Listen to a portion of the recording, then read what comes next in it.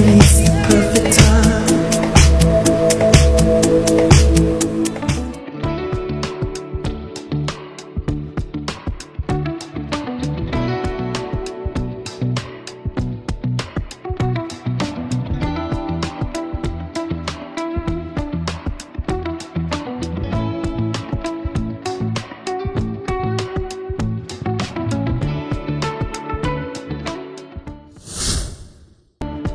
Assalamualaikum warahmatullahi wabarakatuh. Akang Teteh Semantika, hari ini kita akan menyelesaikan debat calon ketua dan wakil OSIS untuk periode 2024.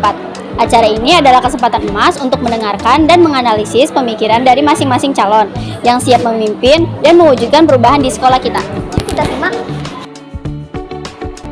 Nah, sekarang kita akan memasuki seksi debat pertama yang diselenggarakan di lapangan sekolah. Dalam sesi ini, para caketos ataupun waketos akan membahas 3 topik atau mosi yang sudah disediakan oleh moderator.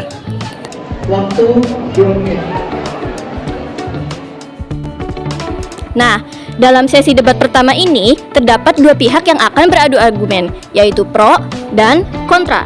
Masing-masing paslon akan diberi kesempatan berpendapat sesuai pro dan kontra mereka masing-masing dengan batas waktu yang ditentukan.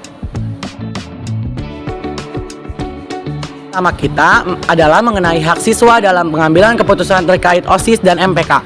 Lalu, mosi kedua membahas tentang anggaran sekolah sebagai sumber dana untuk kegiatan OSIS atau MPK. Dan mosi terakhir kita pada hari ini adalah tentang disiplin. Apakah OSIS dan MPK harus menunjukkan tingkat disiplin yang lebih tinggi dibandingkan dengan siswa lainnya? Dari perdebatan yang panjang ini, kesimpulan yang bisa kita ambil adalah bahwasannya seorang pemimpin tidak bisa mengambil keputusan dari satu pihak dan harus melibatkan dan mendengarkan saran dari siswa dan siswi. Dan sebagai seorang pemimpin harus memberikan contoh yang baik untuk siswa SMA Negeri 3 Karawang. Dilanjut dengan tanya jawab singkat sebelum melanjutkan ke sesi debat berikutnya di aula bawah. Mosi pertama untuk sesi ini adalah apakah perempuan bisa memimpin organisasi. Mosi kedua, pemimpin tidak harus bersifat tegas tapi harus juga merangkul. Mosi ketiga membahas tentang transparansi, yaitu pengurus OSIS ataupun MPK yang bersifat transparan untuk urusan dalam organisasi. Dan mosi yang terakhir adalah pencarian sponsor untuk event yang hanya ditugaskan oleh organisasi, bukan siswa ataupun warga sekolah.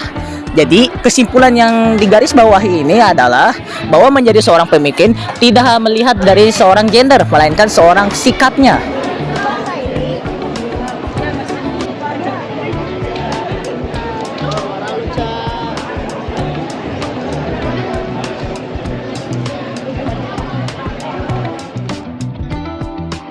Lalu, sikap tegas dan sikap merangkul di dalam organisasi harus ada untuk menciptakan suasana yang aman dan nyaman.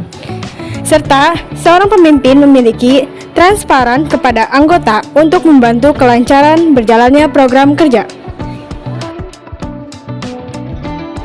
Nah, yang untuk sesi debat kedua, kita akan mendengarkan argumen dari ketiga sudut pandang yang berbeda yang mengenai 4 yang akan disampaikan. Yang pertama pro, yang kedua kontra, dan ketiga netral. Masing-masing akan memberikan perspektif unik yang akan membantu kita memahami berbagai aspek-aspek dan isu-isu yang akan disampaikan oleh para pengurus OSIS ataupun MPK. Nah, itulah ringkasan isi debat kita hari ini. Jangan lupa menggunakan hak suara dengan baik ya, Kang Teteh. Partisipasinya sangat penting untuk menentukan masa depan organisasi kita. Terima kasih atas perhatiannya. Wassalamualaikum warahmatullahi wabarakatuh. Dua sesi debat ditutup dengan sesi pertanyaan. Pertanyaan pertama yang diajukan adalah bagaimana cara kalian sebagai OSIS atau MPK menghimbau siswa agar tidak menyepelekan dan bermalas-malasan dalam setiap perayaan di sekolah, serta bagaimana mendorong mereka untuk berpartisipasi. Dari jawaban yang diberikan oleh ketiga paslon, dapat disimpulkan bahwa strategi yang dirancang adalah dengan merancang dan menyelenggarakan acara-acara yang menarik dan sesuai dengan minat siswa. Mereka menekankan pentingnya menciptakan event yang relevan dan menarik, agar siswa merasa lebih termotivasi untuk ikut serta. Dengan merancang kegiatan yang sesuai dengan minat dan preferensi siswa, Diharapkan partisipasi mereka dalam perayaan dan kegiatan sekolah dapat meningkat sehingga mengurangi sikap menyepelekan dan malas untuk ikut kegiatan di sekolah. Pada sesi tanya jawab berikutnya, 2 pertanyaan diajukan. Yang pertama, apa langkah kalian untuk memastikan bahwa aspirasi seluruh siswa-siswi SMA Negeri 3 Karawang dapat terserap dengan baik? Dan yang kedua, apa yang akan kalian lakukan jika siswa-siswi SMA Negeri 3 Karawang merasa bahwa kalian tidak cocok sebagai pemimpin? Dan ketiga paslon memberikan jawaban serupa yang bisa disimpulkan dengan 1. Untuk menyerap seluruh aspirasi siswa-siswi SMA Negeri 3 Karawang, mereka berencana menyediakan saluran komunikasi yang memungkinkan siswa-siswi melaporkan pendapat dan saran mereka langsung kepada Ketua OSIS dan MPK. Lalu untuk jawaban kedua,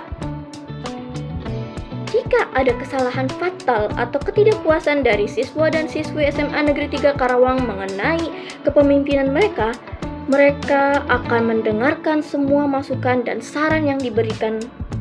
Dan jika diperlukan, mereka siap untuk mempertimbangkan langkah-langkah seperti mundur dari posisi kepemimpinan. Kegiatan sekolah gitu, karena kan yang seperti kita tahu ya, anak-anak sematika itu kayak acaranya 17-an gitu, banyak yang tidak masuk karena merasa itu acaranya kurang penting gitu. Bagaimana cara para paslon ini meningkatkan partisipasi para siswa ya? Dan bagaimana Teteh cara menghadapi bila Teteh melakukan kesalahan dan mayoritas di akan Teteh melakukan kesalahan dan mayoritas siswa ini menuntut bahwa Akang Teteh harus mundur dari jabatan tersebut. Bagaimana Akang Teteh menanggapi hal tersebut? Apakah akan tetap melanjutkan jabatan itu atau